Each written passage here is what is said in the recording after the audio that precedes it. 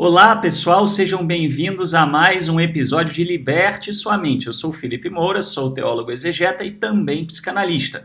Estou aqui para falar com vocês sobre alguns tipos de viés cognitivo, de tendências que a gente tem sem a gente perceber e que podem nos afastar da verdade e, como tal, podem nos prejudicar, na nossa objetividade. E aqui, obviamente, o nosso foco é como é que isso se conversa às vezes com a nossa fé, às vezes com a religião. Muito bem. Hoje, então, no episódio 4, nós vamos falar do viés do tiro pela culatra. Esse viés também é chamado de efeito negativo. E o que isso significa? Na realidade, isso acontece quando você tem pessoas que são expostas a informações contrárias à maneira como elas pensam, à maneira como elas veem o mundo, à maneira como elas acreditam. E aí a sua expectativa, quando você vê uma pessoa que recebe informações que são contrárias, é que ela mude de ideia, que ela mude de opinião, ou no mínimo suavize a sua forma de ver as coisas. Mas o que acaba acontecendo em muitos casos é o efeito exatamente contrário. A pessoa recebe informações negativas e aí isso reforça a convicção que ela tem. Um exemplo muito popular disso é de pessoas defendendo personalidades famosas depois de você ter evidências claras de que elas não são tão bem intencionadas assim, Isso eu não pretendo aqui ficar falando, aliás, eu no meu canal evito falar sobre isso, porque esse tema acaba sendo muito ruim, vamos dizer assim, mas isso é muito comum de se ver em política, Eu não vou entrar no mérito de política partidária, etc., mas a gente vê muito isso, Então, já deixando claro também que comentários de política partidária no meu canal serão excluídos, tá? Mas, assim, aqui falando em linhas gerais, às vezes você tem uma pessoa que defende um político A, aí aparecem informações de que aquele político talvez não seja tão bonzinho assim, tão comprometido com os ideais que ele defende, ou mesmo não seja tão honesto quanto as pessoas gostariam, e as pessoas reagem defendendo mais ainda. As pessoas reagem tendo mais convicção, ao invés de reagirem falando, nossa, talvez eu não devia idolatrar um ser humano, Enfim, e essa questão do viés do tiro pela culatra, ela já apareceu em vários estudos, mas tem um estudo em particular conduzido na Duke University nos Estados Unidos que expôs pessoas a ideias polêmicas. Então eles pegaram pessoas e fizeram uma série de perguntas polêmicas, Por exemplo, o Iraque tinha armas de destruição em massa, porque isso foi a justificativa usada para que houvesse uma intervenção militar dos Estados Unidos no Iraque, E aí, e vários outros assuntos desse tipo. E aí o que acontece? Eles usaram temas onde você tem informações objetivas, Por exemplo, a gente sabe, hoje que não foram encontradas armas de destruição em massa no Iraque. Não tinha arma de destruição em massa no Iraque, certo? Independente se o Iraque merecia ou não ser invadido, não é essa a questão. O fato é que a gente tem uma informação objetiva sobre isso. E mesmo as pessoas sendo expostas a essas informações objetivas, uma grande quantidade delas passou a acreditar mais ainda nas suas convicções. Eles fizeram outras, como, por exemplo, aumentar os impostos melhora ou piora a economia, E aí as pessoas foram lá dando a opinião delas. E aí eles trouxeram dados estatísticos, mostrando, aconteceu aqui, deu esse resultado. E as pessoas não mudam de opinião diante dos fatos, Mesmo que sejam fatos concretos, elas não mudam de opinião facilmente, E aí a conclusão que os psicólogos, pesquisadores, etc., chegaram com relação a isso é o seguinte, que muitas dessas coisas as pessoas acabam construindo uma identidade em volta daquela crença, daquela convicção, E aí, quando essa crença ela é questionada, as pessoas se sentem inseguras, né? Elas não gostam de se sentir abaladas no seu mundinho, né? E aí elas têm uma reação emocional de reforçar, né, a convicção delas, que é para dizer, não, eu tô seguro sim, né? Nada vai dar errado, né? Nada vai me abalar, eu estou bem seguro. Isso porque, como dito, né, elas constroem a identidade delas baseada nessas convicções. Então elas defendem essas ideias. Às vezes a gente se pergunta, mas por que defender um negócio desse? E a razão pela qual as pessoas defendem essas ideias é porque, no fundo, elas estão defendendo, ou pelo menos sentem que estão defendendo a própria identidade delas, tá? Muito bem. E como é que isso é usado, como é que isso é explorado pelas religiões? Bom, a primeira, a forma mais óbvia, é a questão da perseguição ao líder, né? A gente vê isso muito em religiões onde você tem um líder carismático, né, que ele está sempre aparecendo, está sempre na mídia, né? Tudo que é foto dele, ele isso, ele aquilo, né? E aí você tem uma notícia negativa sobre a conduta desse líder, né? E aí, né, uma denúncia, por exemplo. Aí o que acontece? Ao invés das pessoas olharem e falarem, bom, se tem uma denúncia, tem que investigar, né? Às vezes você tem várias denúncias, né? E você olha e fala, é meio difícil que isso aqui seja mentira, né? Recentemente teve um cara, um guru espiritual aí desses que 60 mulheres o acusaram, né, de assédio ou importunação sexual, enfim, né? 60, quer dizer, não é uma ou duas, né? E aí você olha e fala, bom, é meio difícil que isso aqui não seja verdade, né? Mas muita gente reage a esse tipo de coisa reforçando a narrativa de que o líder está sendo perseguido. Não, esse líder está sendo perseguido, ele produz frutos, ele é muito bom, ele é um cara legal, etc., né? E isso acontece em muitos casos, o engano é porque a identidade da própria religião está confundida com a do líder, né? Existem casos em que realmente a religião é o líder, né? São seitas, assim, mas em muitos casos a pessoa não é a religião, né? Existe essa confusão da identidade da religião com a identidade do líder, né?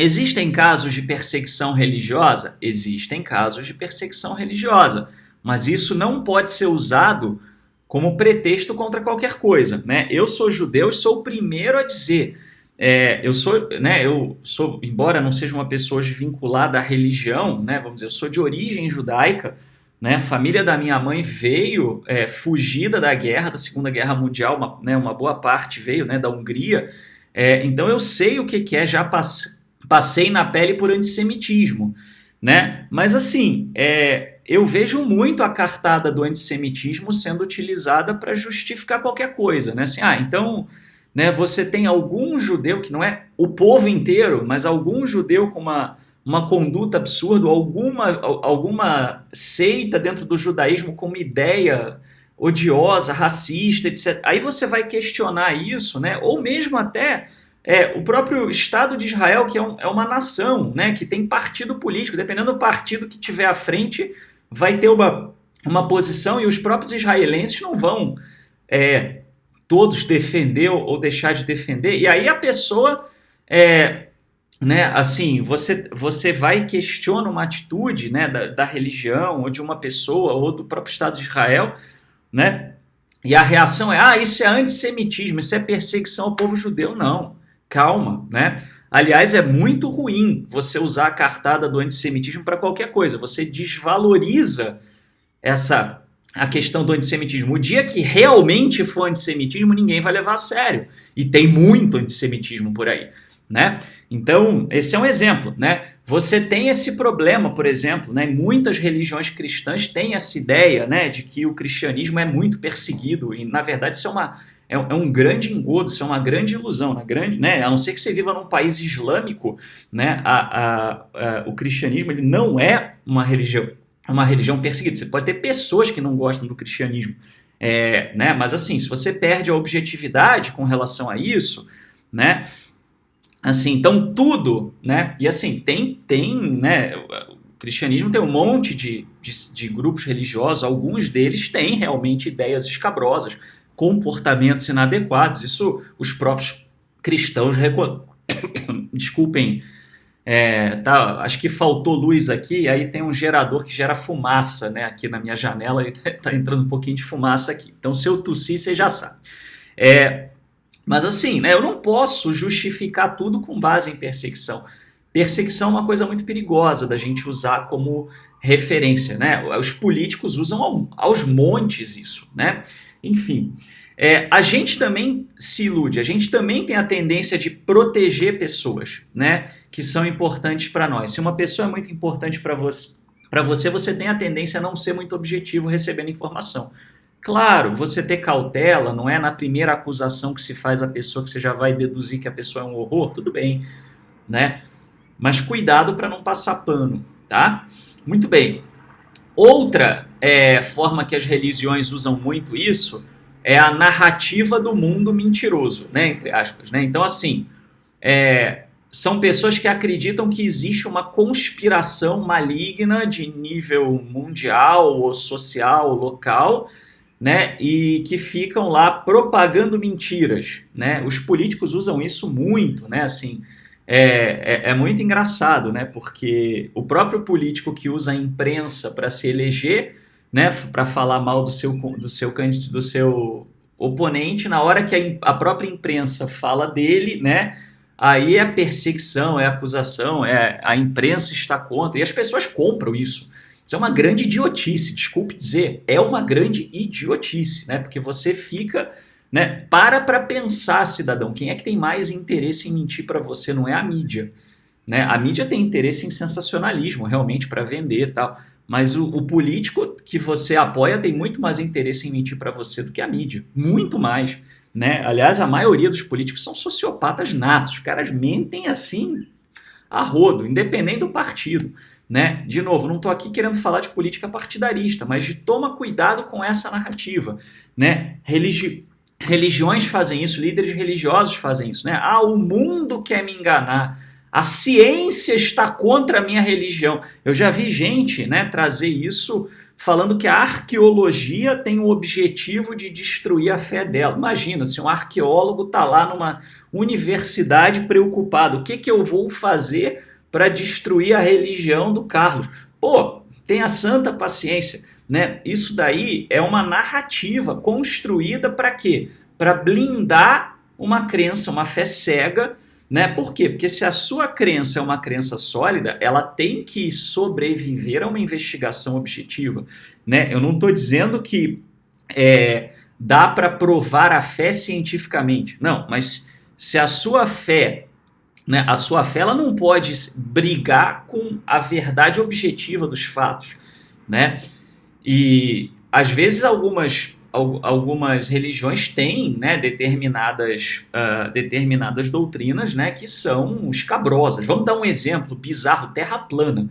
Eu não falo de terra plana aqui no meu canal porque eu tenho vergonha alheia desse tema, né, que em pleno século 21 isso traga, né? Se seja trazido. São pessoas que não entendem nada nem de ciência, nem de Bíblia hebraica, porque a Bíblia hebraica não é um livro científico, não cria um modelo de terra plana, apenas foi escrita por uma sociedade que pensava assim. O objetivo da Bíblia hebraica não era transmitir conhecimento científico. Aliás, se você é terraplanista, por favor, né? O que você está fazendo no meu canal? Né? Mas, deixando bem claro, eu falo mesmo na lata, não quero nem saber. Então, assim, é uma coisa que, assim, né? Se você acredita num negócio que é bizarro e que assim, né? Briga com a realidade dos fatos, o que você está fazendo?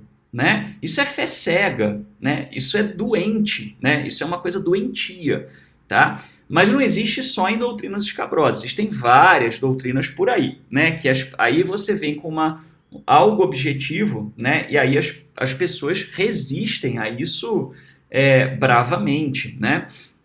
Então, né, quando a gente também se ilude quando uma doutrina afeta o nosso comportamento. Aceitar que ela possa ser falsa, né, às vezes muda a maneira como a gente tem que agir, né? Então, as pessoas sentem um pouco isso, né?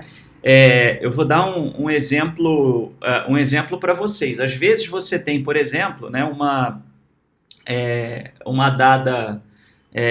né, eu vou dar um exemplo judaico aqui. Né? Num dado momento, houve uma confusão com relação aos grãos da Páscoa que não se come, etc. Né? Por uma série de razões. Aí a pessoa recebe essa informação, ela tem, não, mas o fulano, mas o sábio disse isso, disse aquilo, não é bem assim, não sei o que. Ao invés dela aceitar que ela talvez não precise mudar, né? Ela pode dizer, ok, houve uma confusão, mas criou-se uma tradição e eu vou me abster disso aqui por tradição. Ela pode fazer isso, né? Uma pessoa que, de repente, né, vê uma dada doutrina que ela, né, por exemplo, que ela percebe, né, objetivamente que é falsa. Por exemplo, doutrina de dízimo de dinheiro. Isso é falso. Isso é muito fácil de demonstrar nas escrituras. Eu tenho vídeos sobre isso. Aí a pessoa vê isso e ela acha que ela tem que mudar, né? Não, você pode continuar dando 10% do seu ordenado na comunidade religiosa por entender que isso é importante. Eu conheço um monte de gente que faz isso, né? E acho até uma coisa louvável se você faz não por uma obrigação, mas por uma virtude, né? Da mesma forma, mas aí eu não vou ter o meu sustento se eu sou um líder religioso. Não, o sustento de uma comunidade é obrigação de quem a frequenta, é igual, né, o salão de festa do seu prédio. Quem tem a obrigação de dar manutenção? Quem usa, certo? Então, não necessariamente você saber dessas coisas te obriga a agir. Tá? Mas não tape o sol com a peneira, né?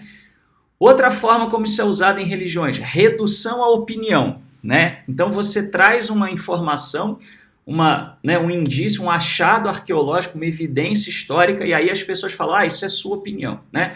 Vamos dar um exemplo. Circuncisão. Circuncisão não foi inventado pela Bíblia hebraica. Está muito bem documentado isso. Aí a pessoa chega e fala, mas isso é sua opinião. Mas o fulano que é professor doutor do raio que o parta tem outra opinião, né? E aí, mas é um fato objetivo, você tem lá achados arqueológicos, históricos que comprovam isso, né? Por exemplo, né, a ideia de que só existiu um templo em Israel, né? Não é verdade, a gente tem trocentos achados arqueológicos que mostram que isso nunca aconteceu. Né? Mas, né, quer dizer, nunca não, mas não no período antigo, né, não no período pré-exílico. Né? Aí a pessoa, ao invés de, ok, então por que tem, né, um texto na Bíblia que fala da importância de um templo único, né, e tentar entender historicamente isso, né, não, ela se sente ameaçada porque ela acha que a Bíblia está sendo ameaçada, e não é a visão que ela tem da Bíblia, né, que às vezes precisa mudar. Né? E aí ela reduz tudo à opinião, né? E nem tudo é opinião, né? É claro que você ter direito à opinião, você tem, né? Agora, você tem o direito até de acreditar em crenças escabrosas se quiser, né? Mas isso não muda o que é fato, né? Então, e a gente também se ilude. A gente vê um fato, a gente tenta negar esse fato, né? Por quê? Porque dá trabalho, né? Dá muito trabalho, por exemplo, você ser exposto ao fato de que o sábado religioso, o Shabat, não foi inventado na Bíblia, né? De que ele surgiu, ele era uma prática dos sumérios, que achavam que aquilo era uma data terrível, que não podiam trabalhar porque os deuses iriam puni-los, né? Você olhar para isso e falar, ok, né? Então, o que que eu faço com isso, né? Então, como é que eu entendo esse fato histórico que é comprovado, né? Como é que eu lido com isso, né? Às vezes a forma de você lidar não quer dizer que você tem que parar de celebrar o Shabat se você é judeu, né? Ou se você tem uma religião que pratica isso, né? Mas entender o que a Bíblia quis fazer com uma crença, né? Eu tenho inclusive vídeos sobre isso. Dá trabalho ajustar. É mais fácil negar, é mais fácil procurar alguém. Não, isso aí é um grande absurdo, veja bem, não sei o quê. E as pessoas, muitas vezes, elas procuram, não é porque elas querem investigar a verdade, elas querem alguém que negue, porque dá trabalho ajustar as convicções, tá? Muito bem. Como é que a gente não é iludido, então? Né? E, de novo, você não precisa deixar a sua prática religiosa, você pode ajustar as suas expectativas e ajustar a maneira como você vê as coisas, né? É o que eu digo para vocês, eu continuo, Eu que dou aula de Bíblia Hebraica, né, eu tenho a Bíblia Hebraica como, né, literatura sagrada, mas eu entendo a Bíblia Hebraica dentro do seu contexto. Isso dá trabalho para quem assiste às aulas, por exemplo. Né? Quem não está afim de fazer isso não é muito meu público, né? Não vai ter grandes benefícios também no meu canal. Mas, primeira coisa, você não quer ser iludido, é reconhecer que você não vai sempre receber informações de forma imparcial. E que você, às vezes, precisa até de tempo para processar a informação. Rejeite a sua reação emocional. Quando você recebe uma informação, desceu o quadrado, bateu ruim, né? Eu, de propósito, fiz algumas provocações nesse vídeo. Talvez algumas coisas que eu falei aqui desceram quadrado para você. O que você deve fazer se você está assistindo até agora? Não faça nada com isso agora. Espere, dê tempo para digerir. Depois você vai atrás das informações para concordar ou discordar. Você não é obrigado a concordar comigo. Mas reconheça que o seu processo emocional, a sua tendência primeiro é reagir, é se proteger. Tá? Muito bem. E aí reflita. Depois, num segundo momento, se você chegar à conclusão que aquela informação é relevante, reflita. Pense no seguinte: será que realmente eu dependo dessa verdade? Será que essa verdade ela precisa me fazer mudar qualquer coisa?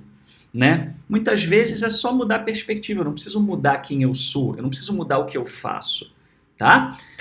Terceiro, ajude os outros. Como é que a gente ajuda os outros que estão sendo vítimas de tiro pela culatra? A melhor maneira ao invés de você apresentar a informação pronta, é você convidar a pessoa a participar da investigação. É assim que os acadêmicos eles conseguem contornar, não com todo mundo, mas com boa parte. Vamos estudar sobre isto? Vamos pesquisar sobre aquilo? Será que tem alguma coisa? Vamos juntos construir essa informação? Né? Ao invés de você já chegar dando aquela paulada, porque entenda que às vezes você batendo numa informação, você está batendo na identidade da pessoa e a pessoa pode não reagir bem. Né? E lembre-se, é muito fácil, muito, muito fácil você enxergar essa tendência nos outros. Em você já é mais difícil. Exemplo, político. É muito fácil você enxergar como aquela pessoa que pensa o contrário de você está sendo enganada, está sendo iludida pelo político. E muitas vezes está. E você está tanto quanto do outro lado. E você não enxerga. Né? Muitas vezes é fácil a gente ver como uma pessoa de uma religião XPTO está sendo iludida, enganada. Né? Tem religiões que falam, saia da matrix religiosa, saia da mentira, saia do engano. E aí te apresenta um outro mais esdrúxulo ainda, né? E a pessoa cai, não percebe. Então, cuidado com isso, é mais fácil a gente ver isso no outro do que em si. Mas aproveite o exemplo do outro para pensar, eu não estou imune a isso. Todos nós, num primeiro momento, vamos reagir afetivamente à informação. Com o passar do tempo, a gente digere a informação, a gente processa a informação e a gente lida melhor. O segredo é você não se livrar da informação de imediato. E aqui, 2 textos que foram utilizados, né? O texto aqui, esse estudo, né? When Corrections Fail, The Persistence of Political Misperceptions, que saiu nessa publicação acadêmica, Political Behavior, em 2010, né? Esse estudo desses 2 acadêmicos, o Brandon Nyhan e eu não sei pronunciar o nome dele, o Jason Reifler, não sei também como é que se fala o nome dele, mas foi aquele pessoal que quem fala inglês vale a pena pesquisar, porque tem vários exemplos que eles deram muito interessantes, né? Tem também esse link, né, esse texto, né, desse acadêmico também do Itamar Schatz, né, que também é um texto muito interessante, né, The Backfire Effect, que é o nome desse viés em inglês. Né? Why facts don't always change minds, né? Por que os fatos nem sempre mudam a forma das pessoas pensarem. Muito obrigado pela audiência de vocês e a gente então se encontra no próximo episódio, né, de Liberte Sua Mente.